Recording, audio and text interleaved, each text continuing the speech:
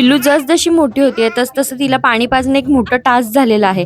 पण मी जी डेलीची रिक्वायरमेंट आहे 100 ml ची ती मी कशीबशी पूर्ण करतेच. आता आजचा टर्न ब्रेकफास्टचा माझा होता.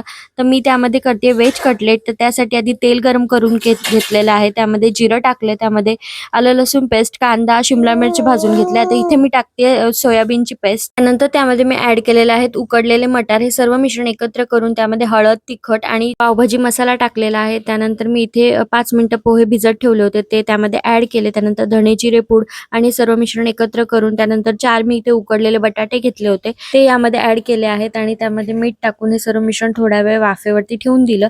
त्यानंतर अशा प्रकारे याचे पॅटी बनवल्या. पॅटी मैद्याच्या मिश्रणामध्ये घोळून त्यानंतर बटाट्याच्या चुऱ्यामध्ये मी घोळून घेतलेला आहे. त्यानंतर याला शॅलो फ्राय करून घेतलं. खूप छान अशा झाल्या होत्या. त्यानंतर पिल्लूला आमच्याकडे बघून भूक लागली होती तर मी पिल्लूला पण आम्ही लिचीचा ज्यूस भरवला जो की तिला खूप आवडला. जर तुम्हाला पण हा व्हिडिओ आवडला लाईक, शेअर आणि सबस्क्राईब करा.